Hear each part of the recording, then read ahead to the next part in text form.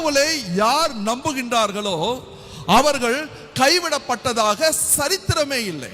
3 உதாரணங்களை நான் சொல்ல ஆசைப்படுகின்றேன். ஒன்று, யூதித்தினுடைய வாழ்க்கை. யூதித் நேபுகாத்நேசாருடைய படை தலைவனுக்கு எதிராக எப்படியாவது தன்னுடைய மக்களை காப்பாற்ற வேண்டும் என்று ஆசைப்படுகின்றார். அவனுடைய கூடாரத்திற்குள் செல்லுகின்றார். கடவுளை பார்த்து பிரார்த்திப்பார், ஓலெஃபர்னஸ் என்னுடைய மக்களை துன்புறுத்துவதற்காக, மக்களை சாகடிப்பதற்காக வந்திருக்கின்றான்.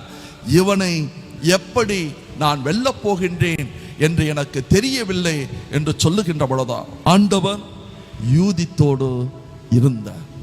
யூதித் அந்த படை தலைவனுடைய தலையை வெட்டுகின்ற பொழுதோ அவள் ஆண்டவரை பார்த்து, கடவுளே, இதோ ஒரு மாபெரும் புறவினத்தானின் தலையை வெட்டுகின்ற அளவுக்கு எனக்கு சக்தி கொடுத்திருக்கின்றேன். யூதித்தினுடைய வாழ்க்கையிலே பல துன்பங்கள் இருந்தன. ஆனால் அவள் கடவுளோடு இருந்தாள். கடவுள் அவள் வழியாக இஸ்ராயல் மக்களை விடுவித்தார். இரண்டாவதான ஒரு நிகழ்ச்சி எஸ்தர் வாழ்க்கையிலே நடந்த நிகழ்ச்சி.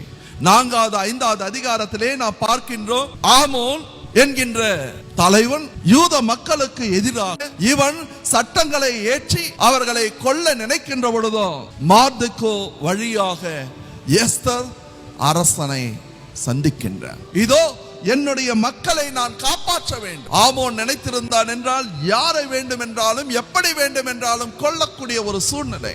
எஸ்தர் தன்னுடைய மக்களுக்காக மன்றாடுகின்றாள்.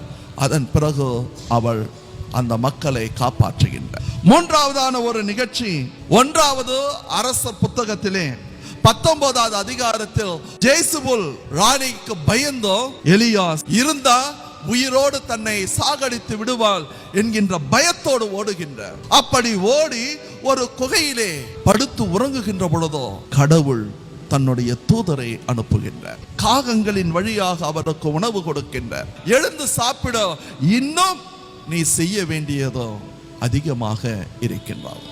அன்பர்களே, பழைய ஏற்பாட்டிலே இந்த 3 மனிதர்களை நாம் வாசிக்கின்ற பொழுதோ ஒன்றை நாம் தெரிந்து கொள்வோம், கடவுள் அவர்களோடு இருக்கின்றார். அந்த நம்பிக்கை, அந்த விசுவாசம் அவர்களுக்கு விடுதலையை கொடுத்தது. அன்பார்ந்தவர்களே, உங்களுக்கு இறைவன் கொடுக்கின்ற அருமையான செய்தி, ஆண்டவர் என்னை விடுவிப்பார்.